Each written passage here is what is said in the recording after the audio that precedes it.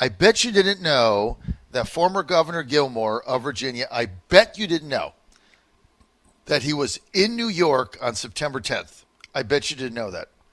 I bet you also you didn't know that he was planning to stay through the 10th, except the Yankee game, which he was attending, got rained out, so he decided to go back to Richmond. I bet you didn't know that either. So there's a lot of things you don't know. That's why we're having this show today, and we are very honored to have former governor with us, former Governor Jim Gilmore, Republican governor of Virginia. He also ran for president briefly, I believe that was, 2008, and then ran for president in 2016, ran for U.S. Senate also, and he is with us now. He was also the chairman, as I said, of the 9/11 Commission. Governor, great to have you with us, sir. Good. Thank you very much, John. Great to be with you. So tell us the story. You were in New York on September 10th. You were going to the Yankee game with Giuliani. What happened? Well, that's right. I was the governor of Virginia, of course, at the time of the 9/11 attack, and had been chairman of one of the major congressionally authorized commissions to talk about terrorism, and I'd been chairman of that for 3 years, making advice and counseling to the Congress about the imminent danger of terrorism. So it's very ironic that I was governor of the state that was attacked that day because, of course, the Pentagon is in Virginia, and I was in New York the night before on September the 10th. I had actually been campaigning for the Republican candidate for governor, helping him raise money in New York City. Yes, it is true that I went over to Yankee Stadium that night in order to visit with the owner of the Yanks. It was rained out, and we figured, well, we'll go back down to lower Manhattan and take a hotel room and fly out the next day because of all the rain.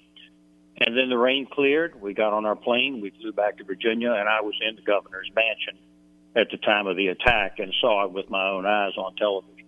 And then, of course, took the immediate action necessary to protect the state of Virginia, organizing the National Guard, alerting law enforcement, and spoke to the people of Virginia all through it that day to keep them informed because obviously nobody really knew what the attack meant or what the extent of it was or who was next. So it required executive leadership to deal with that in the state of Virginia. As the chairman of the 9/11 Commission, Governor, what was the number one thing that you learned that you came away with? Well, our commission for 3 years had been working on the problem that America is a country that's very diverse and it's very diffuse in terms of its organization and power between federal, state, and local people. And the one thing we were trying to tell people is, look, nobody really knows who's in charge when these kinds of disasters, sudden things occur, and we need to organize so that we know exactly who's going to do what and who's going to be in charge so that there's no confusion. Well, the Katrina thing came after that, and there was a lot of confusion about that. But I think that things have gotten over the years much better organized now, and the governments are cooperating much better now, particularly between state and federal authorities. And if anything, we made that contribution, I hope, to the organization for the protection of the people of this country. Mm-hmm. What, in your judgment, Governor, should the U.S. be doing now to prevent this type of thing from happening again? And do you think we're doing all the right things, or could we do more, sir? Well, I think we're doing a lot. Because I think that the national government has organized itself in a couple of ways. First of all, our intelligence community is much more focused now on these kinds of non-state attacks that can happen suddenly. I do think that we do have a problem, though, and that is that the news media nationally has created such a sense of hysteria that everything looks like a failure. You do have, of course, people who are recklessly breaking the law with weapons, and then that seems to be an opportunity for an attack on the Constitution and the Second Amendment rights of this country. I think that the real danger that we're facing here today really is that that we haven't really figured out yet where we're headed as a country. There's too much of a left leaning in this country. There's too much of the media trying to pull people to the left while at the same time lining their own pockets with advertising. So I think there's a lot of confusion in this country right now, but I have faith in the country. I think that we're being led well at the top, and I think that things are moving in the right direction. Governor, what a day. We've had so much to talk about. I don't even know where to start. That's why I really wanted to have you on today. But let's get to the international scene. We've got two major crises going on right now as we speak. Let's start with the first one, Governor, in Syria right now, and I don't even know how to even downplay this, but the offensive by Assad's army, backed by Russian planes in Idlib, could spark what I think, sir, could be one of the most horrific catastrophes in the 21st century, because there are 1.2 million Syrian civilians living in the Idlib province, as you know, most of them there because they fled the Assad regime because they don't want to live under Assad, period. That's why they're there. Now, the offensive is coming. They've already started dropping bombs. There's going to be a major air assault by the Russians. Idlib is going to fall. It's a matter of weeks, days, weeks, a month. It's going to fall, and then Assad is going to be back in charge of the entire country. What happens to these 1.2 million people? Are they in harm's way? Is there a refugee status? Do they go to Turkey? What happens? Well, I think for the most part they can't get out. I think at that point, if the Syrian government is permitted to overrun that area and to kill hundreds of thousands of people, then I think that ultimately they'll simply live under that dictatorship and that bloody regime. The Russians are making this possible. This government of Assad would have fallen a long time ago, but for Russian intervention and for American passivity. You may recall that President Obama said, well, Assad has to go, but then he didn't do anything. And so now we've inherited a problem where it's been ongoing for a long time. While we didn't do anything, the Russians took action and moved soldiers and sailors into the area. They've done exercises there, which is a symbol to us to not interfere.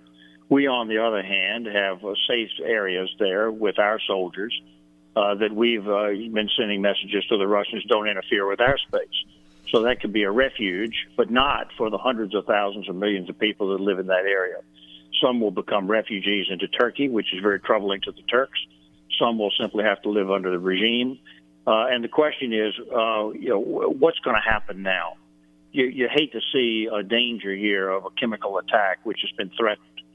And that's, again, a red line for everybody, our European allies, for the United States and everybody. We've said previously that we will not tolerate the use of weapons of mass destruction against civilian populations, that this is barbaric and savage, and the Western community will not permit it.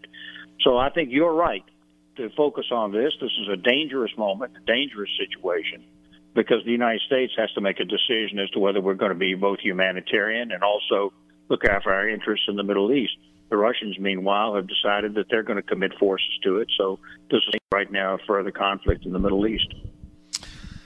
You know what's disturbing to me is that this isn't on the headline of the New York Times. It's not on CNN. It's not the legacy media. It would rather talk about Bob Woodward's book, Omarosa, op-eds in the New York Times by phantom people working in the White House.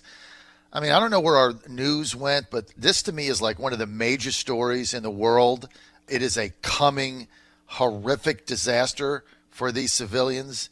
And, you know, we're talking about Bob Woodward. I just find it to be appalling, the whole thing. But look, Governor, that's just me.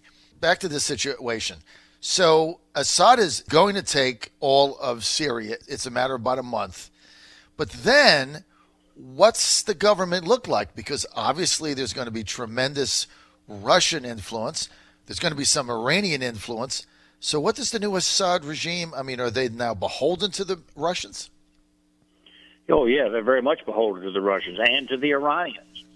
So the real danger here is that this whole area will then be controlled by the Iranian government through Assad as their person. And also the Russians were going to have their foothold in the Middle East. These things are very dangerous to the state of Israel, and they know it. So there's a serious danger here that the Israelis will act in order to protect their own interests. The truth is that the Americans and the Israelis can control the skies over Syria, but that would really be a serious escalation. The Russians are daring us to do it. They're basically saying, no, we're going to control the skies over this community, and if we're going to enable the Syrian army to go in and kill these people, I think that's the real danger that we've got. But the big picture is you have to look at what comes out the other side. Where are we when the Iranians and the Russians control that northern tier through Syria? with threatening Israel. The southern tier, which is Egypt, Jordan, Saudi Arabia, these people are not going to be very comfortable with the growth of Iranian influence. And therefore, the big picture danger in the Middle East is a bigger war somewhere up the road if this is permitted to go on now. And then, of course, this is part of the overall global conflict that we're in right now with China, with Korea, with Russia, and Europe, the disintegration of Europe. These are the times of great change, John. You're going to have a lot to talk about in the months ahead. Well, I'd rather talk about fun things like the economy and jobs than talk about foreign policy. It's a dry subject. I mean, the Omarosa book and Bob Woodward and Russian collusion, it's a lot more fun for people. But this is what's happening in the world. Governor, today, new Taliban attacks killed dozens of Afghan soldiers and police officers. We have this forgotten 17-year war in Afghanistan. We've so far spent $1.5 trillion since the 9/11 attacks. The Los Angeles Times today said, I got this headline, it said 17 years later, Al-Qaeda might be stronger than ever. What on earth is our plan in Afghanistan, sir? Well, I think we have an opportunity here to really do a review of what America is trying to do and to look and see what our goals are in Afghanistan, or for that matter, in Syria and in the Middle East generally. Look, our goal is stated in Afghanistan is to prevent that country from becoming a place that harbors terrorists like Osama bin Laden. That kind of activity. That's what happened with the 9/11 attack. It was a nation state that harbored terrorists and was hostile to the West, and enabled these people to use the modern things like airplanes and bombs to kill Americans. The thing about the 9/11 attack is that it was a heralding of a new day, the use of modern technology in order to attack the West. Well, the West must prevail because we are the people that really stand for democracy and liberty and freedom. And we should be drawing more and more people to us. Now, Afghanistan is different. That's way the heck out there in the middle of nowhere. And seems to me our goal ought to be to prevent that country from becoming hostile to the West. If the Taliban is going to be hostile to the West, then that's what we're really fighting for over there. But it is a problem because we have the classic issue of whether or not we are invaders and foreign invaders. Which means that government over there has to actually invite us and support us. And right now, I don't think we believe that it is. So there's a lot of real concerns that we have with the present state of American policy in Afghanistan. I agree with you. I mean, 17 years removed, we've not figured it out, right? Basically. Yeah, I think that this is a moment when it would be really good to look over the entire world situation and inform the American people. And for that matter, inform the people of our potential adversaries as to what the state of the world really is. The Russians don't have to be hostile to us. They are, but they don't have to be. The people of Russia don't really need to be engaged in some sort of conflict with the West. For some reason, the Russian government has decided to be anti-West. The people of Russia don't need to be in that position. It's not good for them. And we need to be talking to them about joining the civilized Western community where, frankly, the best interests of the Russian people would be advantaged. And so that's why I think that it's time for a general review of where we are.